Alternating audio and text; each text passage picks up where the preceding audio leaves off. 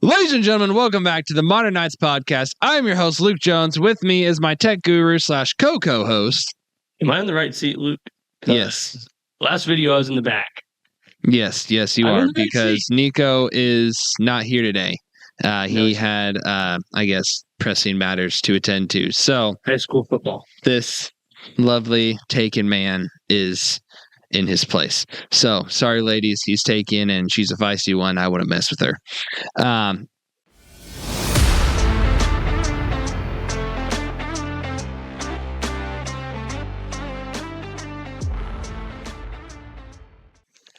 Today, we're gonna dig a little bit into Star Wars, into our geek mode.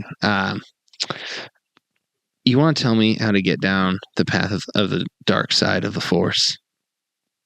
You know, I think Yoda could do a better job of this. Fear is the path to the dark side. Fear leads to anger. Anger leads to hate. Hate leads to suffering. And suffering leads to the dark side. But today, we are going to ignore what Yoda said, or at least the first step of it, because we're blowing over fear, and we are starting off with anger. By starting off, I mean that's what we're talking about today. So, without further ado, let's get into the episode. All right, anger. We've already established via Master Yoda that anger leads to hate, hate leads to suffering, and suffering leads to the dark side. So, how do we not walk down this path of anger? What is anger? How do we deal with it? We're going to answer all those questions and maybe more. I don't know. Anger is a human emotion that we all have, right?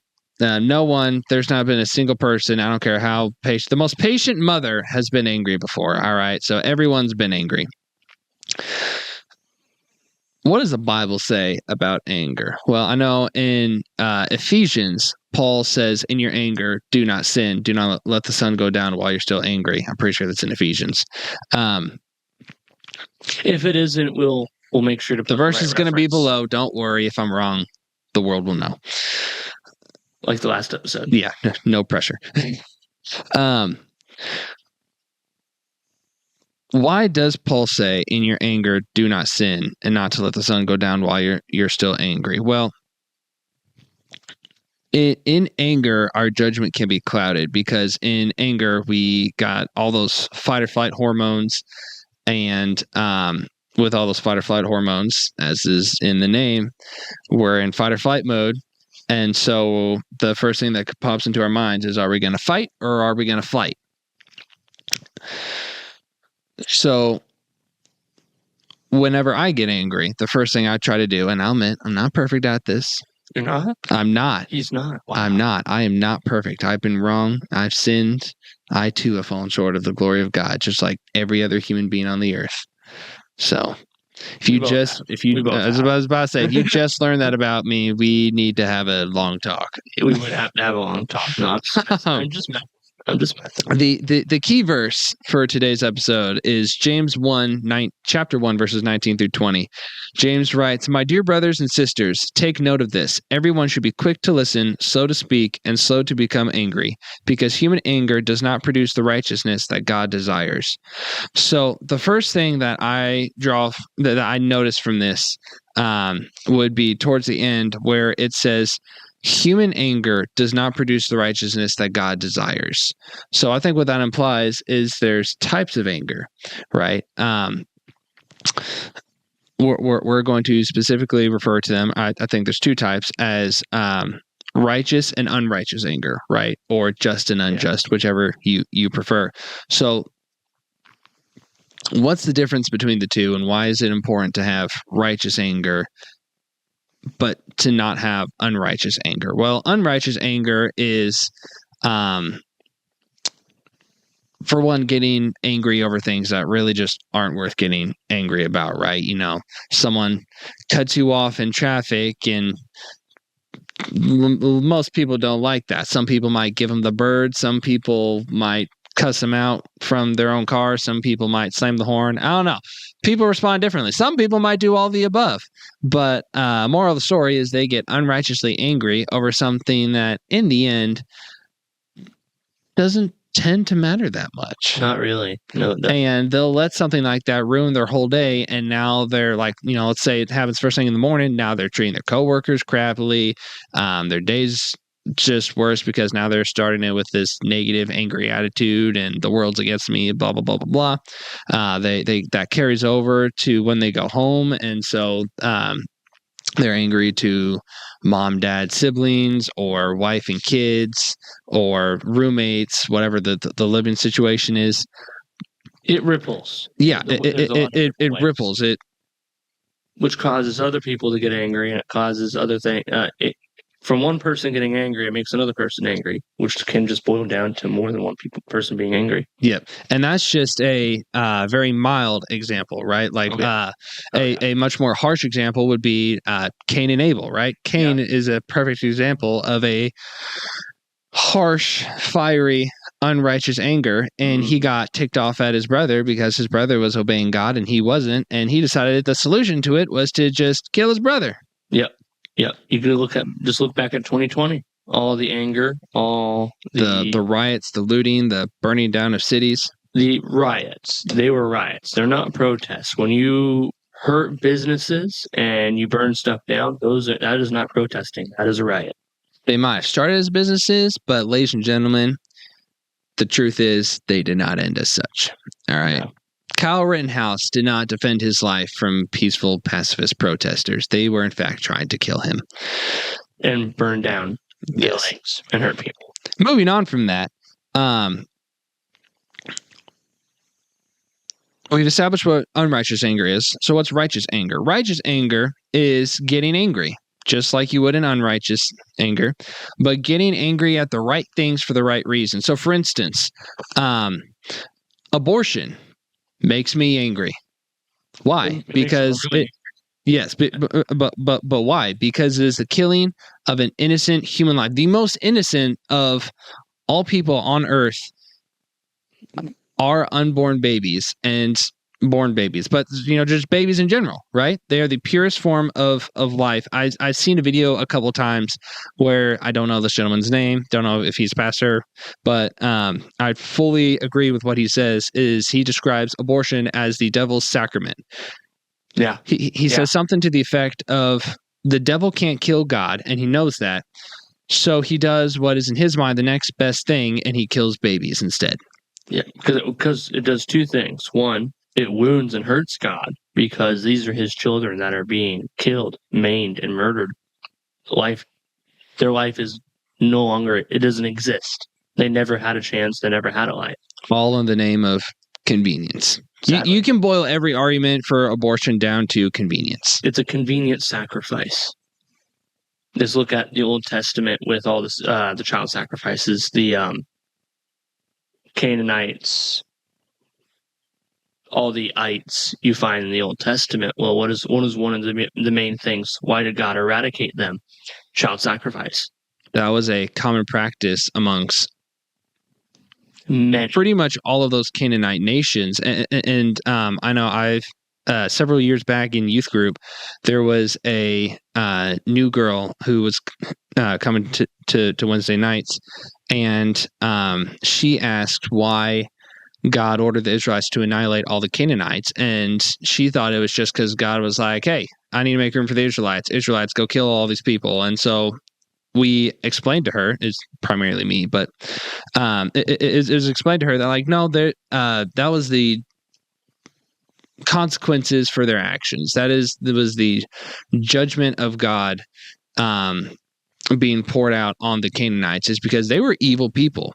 And you can even see when Abraham, I don't recall if it was when he first came to Canaan, but while Abraham was in Canaan, God actually told Abraham that he wasn't going to give him the promised land yet because the sins of the Canaanites had not yet reached its full potential. Yep. What did God mean by that? What God meant by that was, as of right now, they still have the opportunity. They're still at a place where they could repent and be saved. When God sent the Israelites against the Canaanites, on a general whole, they were beyond salvation.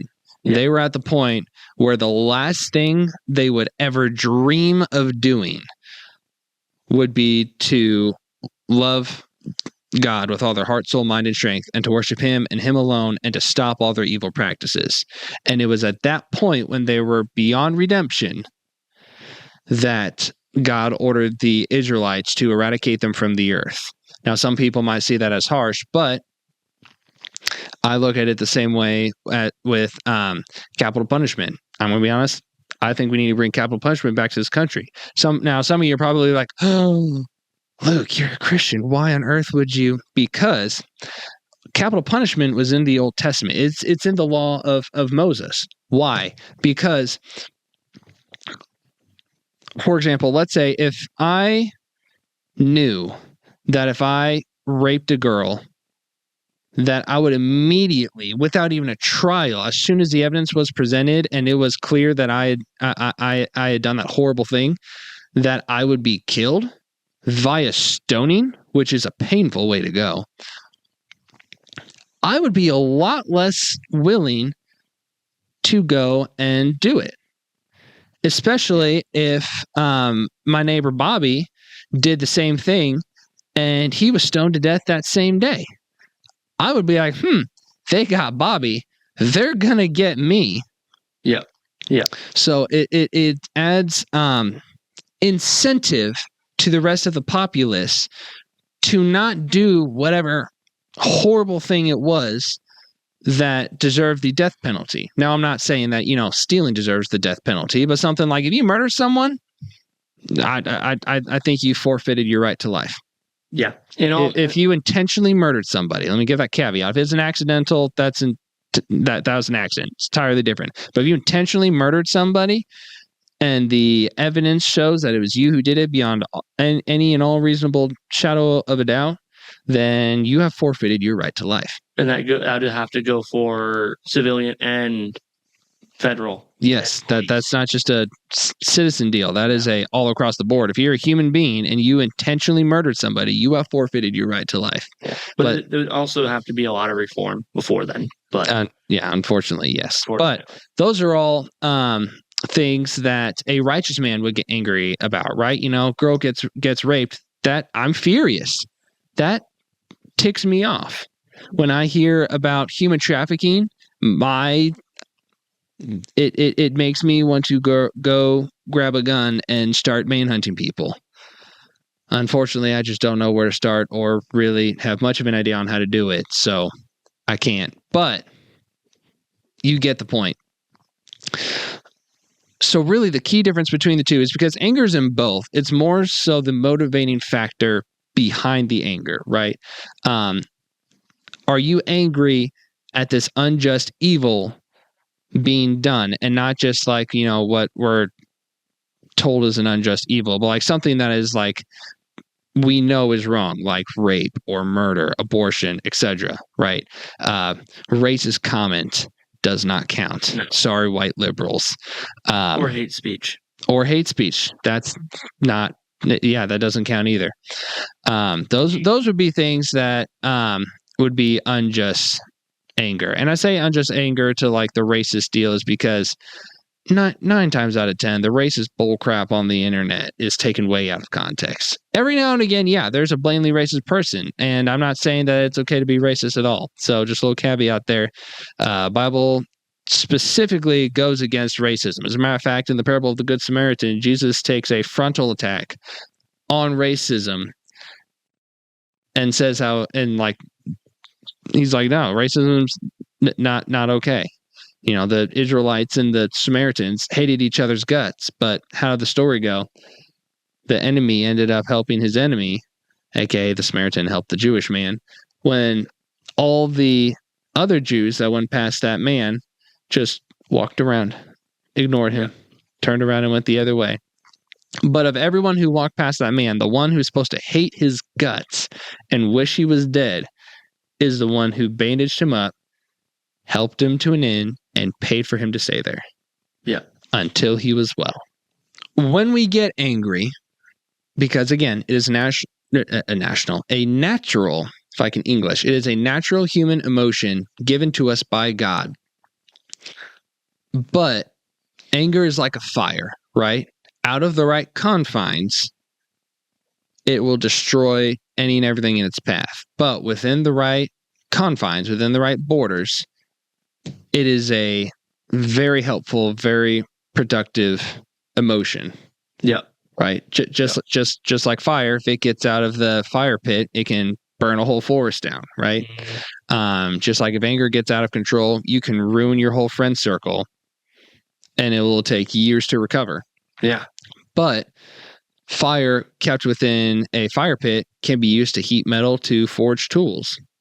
It can be used to cook food. It can be used to stay warm. In the same manner, anger in the right confines of righteous of righteous and justness. We're making up new words here today, apparently. Kept within those correct confines, it can help purge evil from a nation. It can motivate you to be a better person, right? But it all has to happen within the right confines and with the right motivation. So that's really, I think, really the big difference between righteous and unrighteous anger is the motivations and intentions, the driving factors behind it. But in our anger, as James said, going back to the beginning of our passage, he says everyone should be quick to listen and slow to speak and slow to become angry. Meaning, even when we see an unjust thing done, our first reaction should not be to get fiery, hot, and filled with rage. It's because what if we think it's this person, and so in our anger, we execute this dude who we think is a murdering rapist, only to find out, oh, it was a case of wrong place at the wrong time, and he didn't actually do it. Yeah. And but if everyone had been, so to speak, and quick to listen, saying, all right, let's start asking questions, let's start gathering evidence, let's figure it out who, what, when, where, why, and how. And then after building a solid case and figuring out, oh, it was this dude, not the guy we found at the scene, then justice is then granted to the victim and to the perpetrator. Yeah. Justice actually happens. Yes. So, albeit that's a bit of a harsher example than most of us would tend to deal with, but let's look at say a marriage relationship, right? I think I've heard this example from I want to say like Jordan Peterson. Is Jordan Peterson or someone else? Either way, it doesn't really matter. Anyways, the example is there's this husband and wife, and it's Christmas time. It's their first year being married. They're looking to get a tree. The husband wants to just get a fake tree. It's affordable, works fine, not much of a mess, and you don't have to get one every single year. The wife wants a living, actual pine tree for a Christmas tree, and originally it turned out to just be like this big argument between the two where neither of them were understanding. They're just getting angry and heated. And then the husband stepped back and said, okay, why do you want a living, real tree? And so the wife, now being like asked the reasons, goes into them, and I remember how much it meant to me when I was able to get up on Christmas morning and smell the fresh pine tree and open presents underneath it with my brothers and going through all these memories. And so then the husband goes, oh, so from what I'm understanding, you have a joyful, emotional attachment to having a real life Christmas tree. And it was very meaningful to you. And one could say it impacted you deeply. And you want that same thing for our future children. And the wife is like, yes, exactly. And so that's a great example of originally they were quick to become angry. They weren't slow to speak and they weren't quick to listen.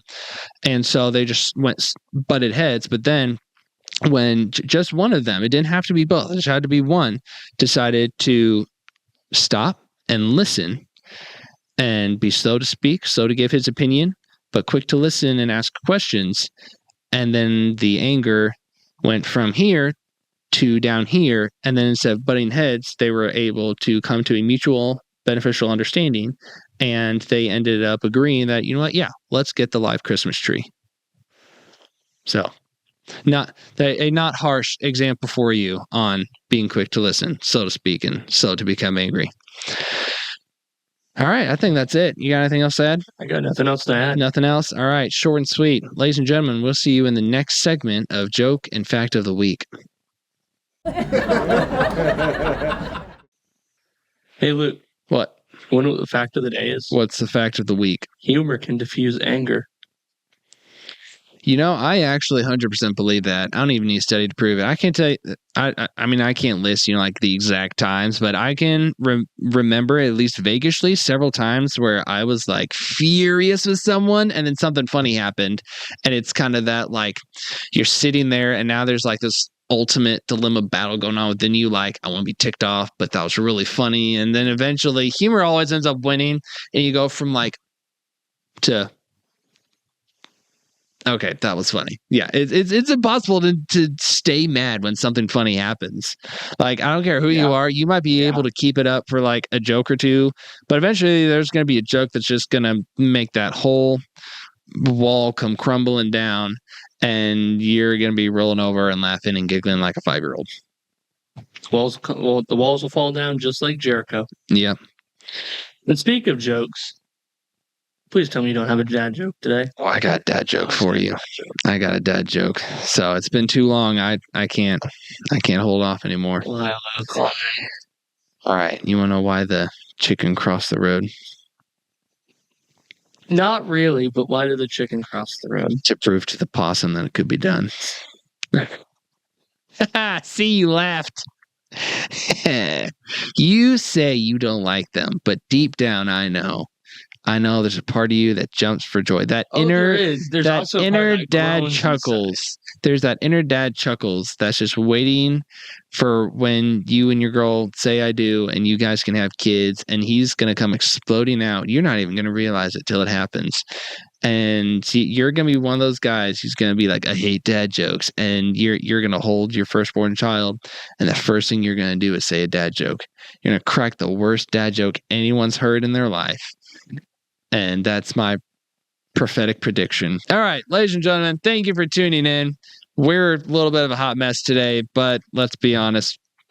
I don't think there's been an episode where we weren't a hot mess to at least some degree. So there's always fires going on. Yep. All right, let's bow our heads, close our eyes.